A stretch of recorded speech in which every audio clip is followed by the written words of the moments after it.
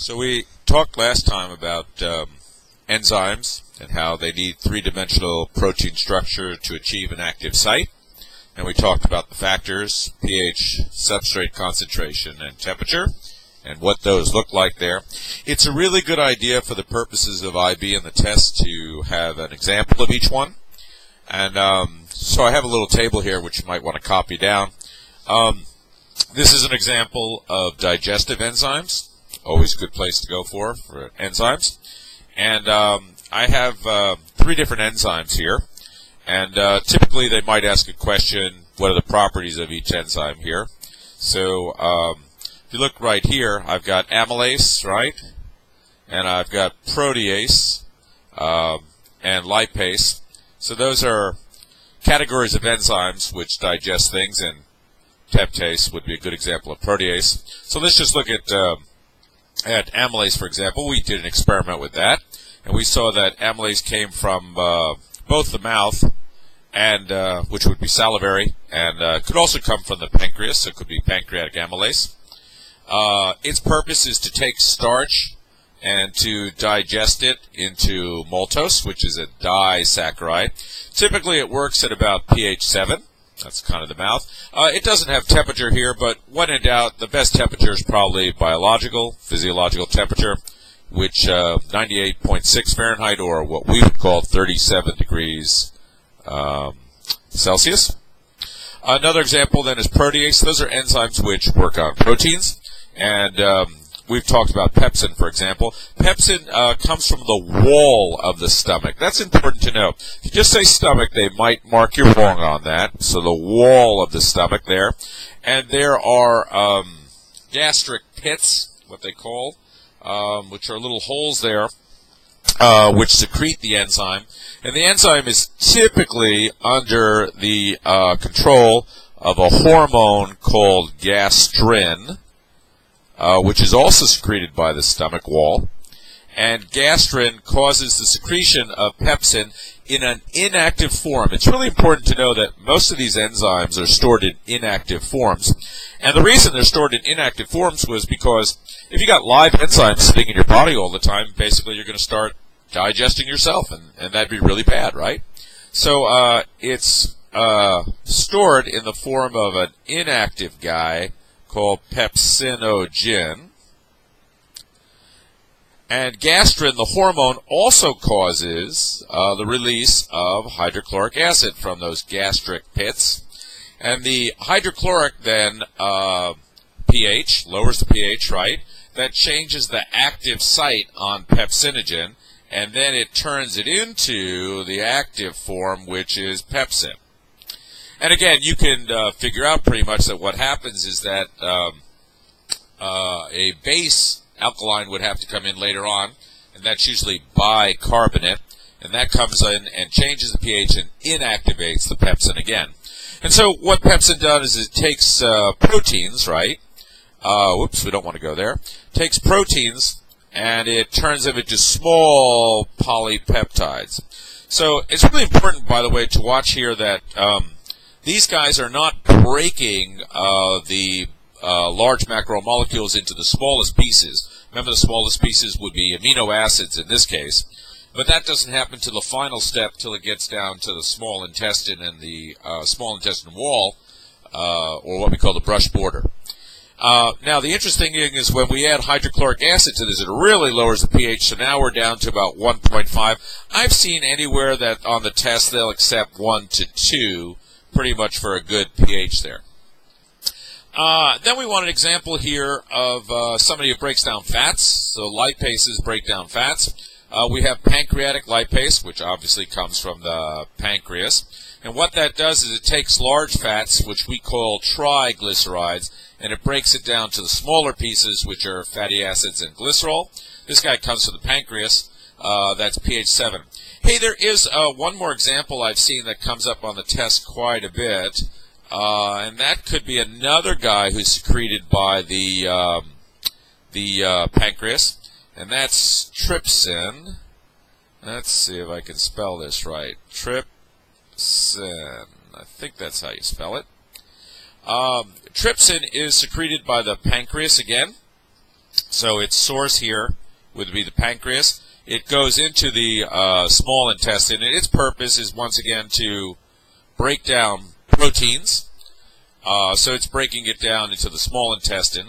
So let's just go through it. If trypsin was over here in another column, right? Trypsin, the source here, would be the pancreas. The substrate would be proteins. The products would be, again, small polypeptides. Small polypeptides like this. But the pH is quite different. The pH for this guy is slightly basic. It's 8. Why is that? Because remember, when food comes out of the stomach and it goes into the small intestine, it's pretty acidic at that point. The pancreas gives it a big shot of bicarbonate to raise the pH. It raises the pH to about 8, and that's kind of where it works. Okay, let's go to the next one. So these are just examples you should probably know. So there's two different ways now that we know that enzymes could work. The lock and key we've seen last year, but this time I want to introduce another one called induced fit. So let's look at the lock and key. This is just from last year. The lock and key means that the shape, the active site of the enzyme has to perfectly match the substrate. So if you look at these two pieces right here, you see that right here, this active site perfectly matches the substrate. They form a complex. Now, remember when we drew the picture yesterday of an enzyme. So an enzyme starts here, right? And so you'd have E plus S. So the enzyme comes in and binds to the substrate, and then it needs activation energy before it can work, right? So where does it get this activation energy? The activation comes because when the enzyme binds to it, it forms a transitional molecule where the enzyme and the substrate bind together. It's a complex. This is the transitional guy here, right? And when they bind together, we increase the surface area. So right now there's very little surface area they have in common. Now there's a lot of it, right? And when you increase the surface area, that causes this activation energy to go down, right? And then it's able to change it into a product, and then it becomes an enzyme plus a product, which is over here. Great. Let me just say that one more time. The reason why the activation energy decreased is because they bound together. That increased the surface area, and then it actually forms it into a complex called EP, right? And then it releases the product. So that's all going on here in this transitional area. Now, remember the other day when we did the lab on our enzyme lactase. And we saw, interesting thing enough, that not only does it work on lactose, which we saw in milk, but there was another sugar that it works on. It seemed to work really well on maltose, right? Why is that? Well, that tells us that there's actually more than one substrate that enzyme would work on. So it couldn't be a lock and key model. In fact, it was what we call an induced fit. What does induced fit mean? More than one substrate can be used by that enzyme. How is that possible? If the substrate does not exactly match the active site of it, when it comes in, it changes the shape of this guy so that it fits again like a glove. Induced fit means the substrate changes the shape of the active site so that you get a perfect fit. And that means that more than one substrate could probably come in there. Now, how does this happen? Well, chances are, in this guy, it looks like nothing's necessary, but chances are somebody else probably has to come in. So you probably also have to have some other little guy, which we call a cofactor, right, which probably came in there and helped it. Is that how you spell factor, or is it with an O? The cofactor probably came in there and helped it fit in there. So think about it like this. Suppose you're putting on your shoes and you can't quite get them in there. You got to put in a little shoehorn to get in there, and then your foot fits perfectly into the shoe. So it's helping it snugly fit in there, a cofactor, so that you make, again, a perfect fit. And I would guess that probably most enzymes in the biological world probably are induced fit. That is, they have more than one substrate rather than a lock and key. Okay, now let's talk about types of control. Now, how can we modify the activity besides the three factors we talked about? Three different ways I want you to think about. One is negative feedback, one is competitive inhibition, and one is non-competitive inhibition. Let's talk about the negative feedback first. Oops, sorry about that. Negative feedback. Here we go. So, typically you might have a reaction which takes lots of different enzymes. So it changes A to B, and then B to C, and then C to D, and so forth. And eventually you get your final product, right? Now, chances are it's that final product which actually is an inhibitor. So this guy, when you start building up a lot of it, comes back here, and it starts binding into the enzyme, and it competes with the substrate. Why would it want to do that? Well, let's suppose that you have a reaction where you're trying to make maltose. So let's use amylase. So we're taking our substrate here, the initial substrate, which is starch. We add our enzymes, we make it into maltose, right? Well, if the body starts producing a lot of maltose, it wouldn't want to keep making all these enzymes so that it could make more maltose. So how would it know to stop doing that? Well, maltose then comes back to the initial substrate, which was starch, right? And it starts competing for the enzyme. So the enzyme here actually then gets blocked with the inhibitor, right? So that the substrate can no longer get in there, right? And therefore the enzyme stops to convert the substrate, which is starch, into maltose. Let me say that again. Chances are the final product actually goes back, negative feedback, right, and inhibits the enzyme from making more product. How could this happen? There's two different ways we could think about this. The easiest way is competitive inhibition. What does competitive inhibition mean? It means that, let's suppose this is the normal substrate and it wants to get into the active site right here, yeah? If an inhibitor comes along, see this guy over here, an inhibitor, the inhibitor can also bind in there. Remember, induced fit, more than one thing. It can bind in there, and then the substrate could not get in there. They're competing. They both want to get into the active site, and if you got a lot of inhibitor in there, then less of the substrate gets in there, and the reaction rate goes down. But there's another more interesting way this could happen, and it's called non-competitive inhibition. So, here's the active site, right? But it turns out, see down here at the bottom of the molecule, there's actually another site down there. And this site here is often called the regulatory site. I know this time they called it, the inhibitor binding site. I think it's typically called the regulatory site, or sometimes they call it the allosteric site.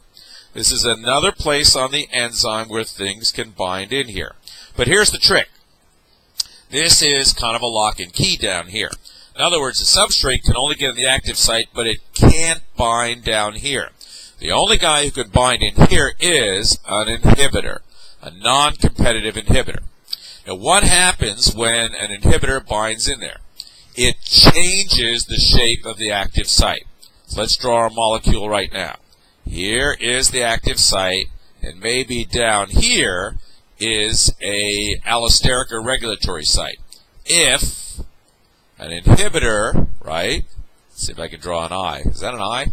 If an inhibitor binds in there, right, so now some inhibitor bound in here, right, it then changes, it changes the shape of this active site, so now your substrate could no longer, can't bind in there anymore.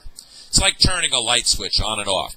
If a non-competitive inhibitor binds in here, it turns the switch off so that this shape changes, and the substrate can no longer bind in there. So it doesn't matter how much substrate you bind in there, or substrate you put in there, it can never bind because it's in the off position.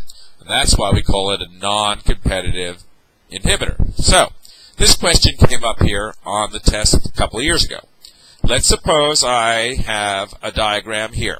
And I have some enzyme in here, and I want to do enzyme activity. What's the rate, yeah? And let's suppose I keep increasing the amount of substrate. Not going to change the amount of enzyme, but I increase the activity of the enzyme by adding more substrate. Suppose you get a curve that looks like this, right? And then suppose you get a curve which looks like this, right? Like so. So this is curve 1 and this is curve 2. Okay? And the question came up, which one of those curves is a competitive inhibitor and which one is a non-competitive inhibitor? Okay, so by adding more substrate on both of these curves, we increase the activity. So that really doesn't tell us anything. But look over here. Look at the difference, right? There's a difference here of activity. 1 is always more than 2. Why is that? Because this guy is the competitive, right?